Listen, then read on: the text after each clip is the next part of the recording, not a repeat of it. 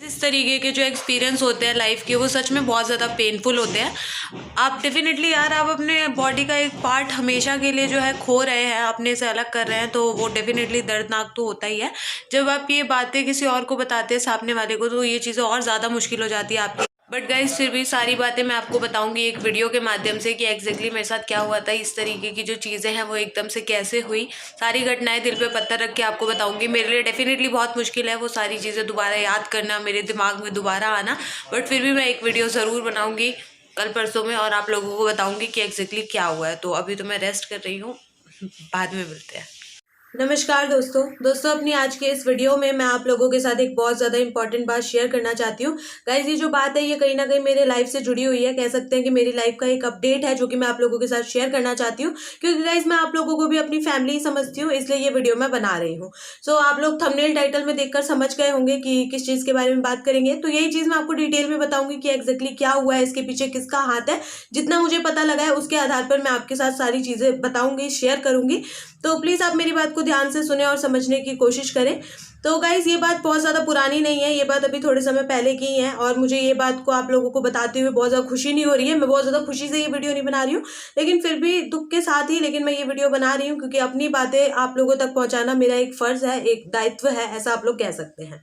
Okay, सो ये guys बात जो है अभी थोड़े दिन पहले की है, अभी थोड़े समय पहले कह सकते हैं 2-3 दिन पहले ऐसा हुआ कि करीब जो है शाम के 7 बज रहे थे। हाँ, उस टाइम शाम के 7 बज रहे थे, तो उस टाइम मेरा कुछ साउथ इंडियन खाने का मन हुआ। एक्चुअली मैं साउथ इंडियन खाना ही ज़्यादा प्रेफर करती हूँ, क्योंकि वो उसमें ऑयल भी कम होता है, ऊपर से वो हेल्दी भी होता है। सो ऐसे ही शाम के 7 बज रहे थे और उस टाइम मेरा कुछ साउथ इंडियन खाने का मन हुआ, तो मैंने कहा कि मैं डोसा खाऊंगी, मेरे को डोसा खाने का मन हुआ।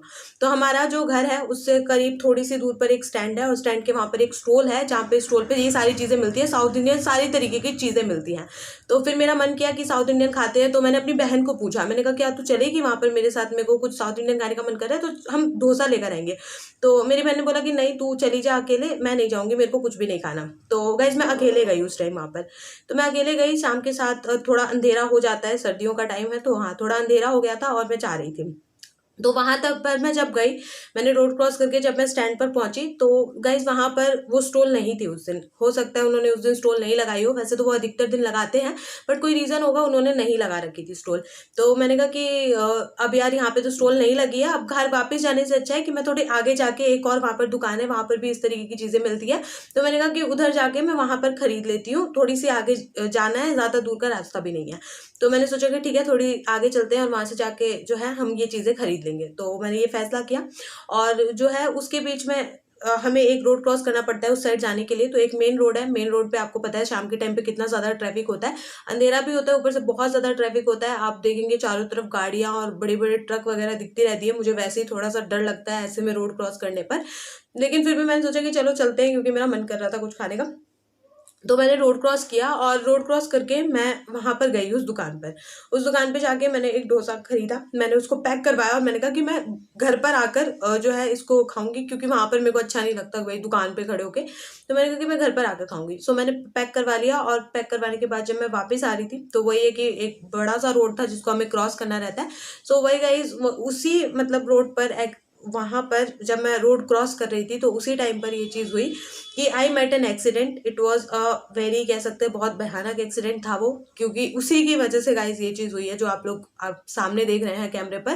तो ये चीज उसी एक्सीडेंट में हुई। तो वो बहुत ही, कह सकते हैं एक बुरा एक्सपीरियंस था। अब कोई अच्छा तो नहीं बताएगा उस चीज को, तो वो बहुत बुरा एक्सपीरियंस था। डेफिनेटली मैं अब दोबारा शेयर नहीं करना चाहती, इट वॉज वेरी पेनफुल, बहुत ज़्यादा मुझे डेफिनेटली दर्द हुआ। सबको ही होता है ऐसा म्यूचुअल एक्सीडेंट, और आप देख सकते हैं कि ये जो पूरा हैंड है ये कह सकते हैं बॉडी से अलग हुआ है, तो आप खुद समझ सकते हैं कि ये कितना पेनफुल रहा होगा।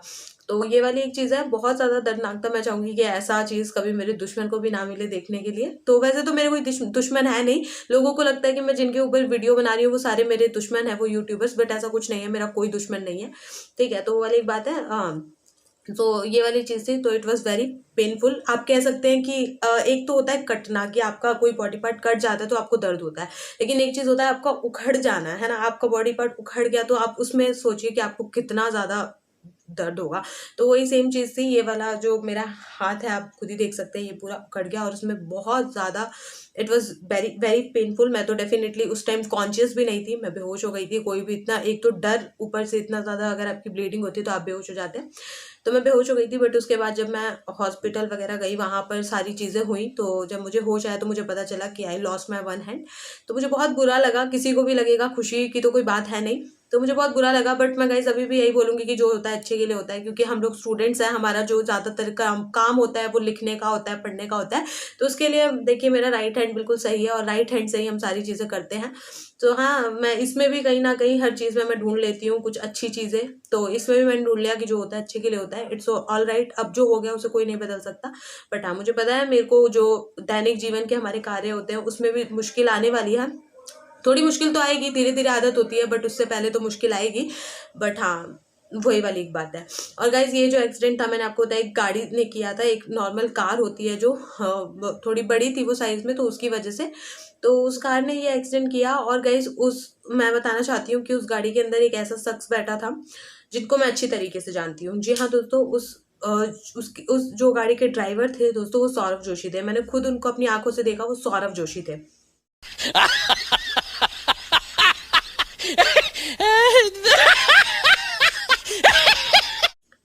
ओके सो गाइज मैं अब बता दूं आपको कि ये एक प्रैंक था, ये बिल्कुल भी ये सच नहीं है। आप देख सकते हैं ये रहे मेरे हाथ और बिल्कुल ही सही सलामत है। तो गाइज ये एक प्रैंक था। अब बहुत सारे लोग मेरे को कमेंट्स करने लग जाएंगे कि प्रैंक तो सब लोग अपनी फैमिली के साथ करते हैं, फ्रेंड्स के साथ करते हैं, तुम हमारे साथ क्यों कर रही हो।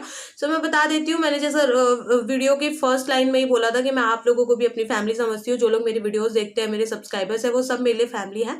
तो सब लोग अपनी फैमिली में करते हैं, घर पे करते हैं, मैंने सोचा कि मैं आप लोगों के साथ ये प्रैंक करूं। तो ये प्रैंक था, प्लीज इसको एक मजाक की तरह ले। मैंने बस ऐसे ही मैंने सोचा अरे बहुत दिन हो गए सौरभ जोशी पे वीडियो नहीं बनाई, बना देती हूँ। तो ये आइडिया आया, मैंने कहा चलो यही बना देती हूँ। तो बस एक प्रैंक था गाइज, और ज्यादा सीरियस होने की कोई जरूरत नहीं है। अब कुछ लोग मुझे बोलेंगे कि आज की वीडियो में तो ये रोई नहीं, वैसे तो रोती रहती है।